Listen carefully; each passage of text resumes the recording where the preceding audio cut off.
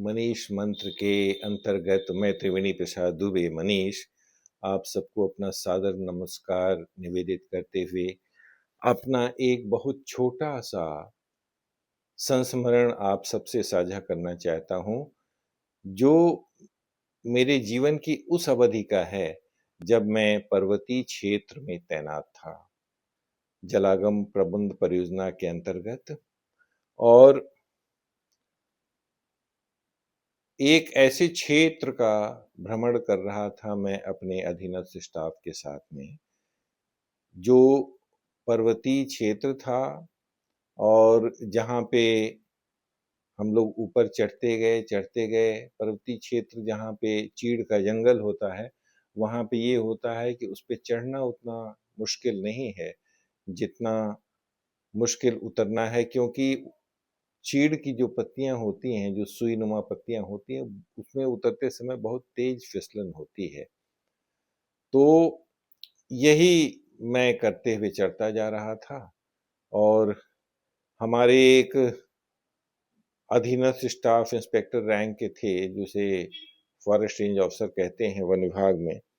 तो वो एक ऐसी संस्था के सदस्य थे, जिस संस्था ने उनके मस्तिष्क में यह भर दिया था कि बस करीब 5-6 वर्ष बाद एक महाप्रलय होने वाला है, जिसमें उस संस्था के शिष्यों को छोड़ के, उस संस्था के सदस्यों को छोड़ के बाकी सब लोग विनष्ट हो जाएंगे, सब लोगों का अंत हो जाएगा।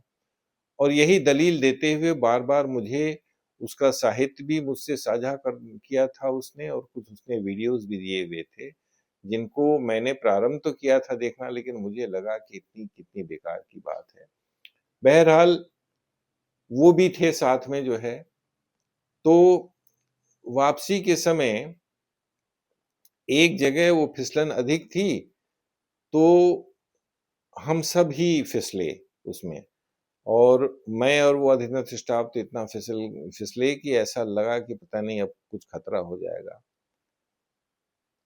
उसी समय एक तरफ जो है, उसी के एक तरफ जो है कुछ फायरिंग रेंज थी, जो हम लोग को ध्यान नहीं था। फायरिंग रेंज है जहाँ वो डिफेंस की फायरिंग की प्रैक्टिस होती है, तो वहाँ भी हो रहा था, तो उस क्षेत्र से बचना था। उससे बचते-बचते काफ़ी जोर से फिसले, मैं तो फिसला और फिसल के मैंने फिर वहाँ पे एक तुंगला जो है, एक झाड़ी-नुमा प्रजाति होती है, उसकी जड़ें बहुत मजबूत होती हैं, उसको पकड़ लिया, उसको पकड़ के मैं बच गया। मैं फिर जो है नीचे जब पहुँचा तो मैं सोचने लगा कि मेरे वो अधीनस्थ स्टाफ कहाँ हैं? एक शर्मा जी थे वो, तो उनको देखा वहाँ हैं, वो काफ़ी जो है वो भी ज्ञान शून्य से हैं, हाँफ भी रहे हैं। कुछ ऐसा लगा है जैसे उन्हें भी बहुत तेज़ झटका लगा है। मैंने कहा मैंने उनसे पूछा, "क्यों शर्मा जी, क्या आप भी घबरा गए क्या?" तो कहा, "हाँ साहब, घबरा तो गया मैं।" तो मैंने कहा कि घबरा गए, घबराना तो नहीं चाहिए आपको, आपकी तो संस्था कहती है कि आप जो जो उसका सदस्य हो जाएगा वो सब अमरत्व को प्राप्त हैं, उनका अंत ही नहीं होगा। और यही कह के आप हमें दलील देते थे, हम भी उसके सदस्य हो जाएँ। तो आज क्या हुआ, आज आपको डर लगा कि नहीं लगा ये बताइए? तो कहे कि सच बताएँ साहब, डर तो बहुत लगा मुझे जो है। तो मैंने कहा तो ऐसी संस्था की सदस्यता से क्या मतलब है ग्रहण करने से? आप क्यों उसमें ऐसे अंधविश्वास में पड़े हुए हैं? खैर, मेरे उस प्रश्न का वो कोई उत्तर उनके मुखमंडल पे जो भाव थे उससे लगा उत्तर देने की स्थिति में है नहीं, या वो उत्तर देना नहीं चाहते हैं। तो बस ये है वो आकस्मिकता जो थी वहाँ पे, ये संस्मरण बड़ा छोटा-सा था जिसे मैं आप सबसे साझा करना चाहता था कि हम सब प्रबुद्ध वर्ग के हैं, हम सबको कभी भी कोई भी ऐसी संस्था हो ये भ्रमित करने की कोशिश करे कि ऐसे हम लोग को ऐसा सुरक्षा कवच पहना देगी, तो ऐसा हम लोग पे उन पे अंधा विश्वास नहीं करना चाहिए। अपने तर्कों को नहीं खोना चाहिए, अपने ज्ञान चक्षुओं को खोल कर रखना चाहिए। बस आज ये साझा करके संस्मरण आप सबसे बहुत प्रसन्नता हो रही है, और ये है कि हम सबको अपने ज्ञान को हमेशा जो है ज्ञान बढ़ाते रहना चाहिए। लेकिन कभी हम सबको उस ज्ञान के बढ़ाने के वृद्धि के मार्ग में वृद्ध हो भी जाए तो कभी उसका अभिमान नहीं होना चाहिए।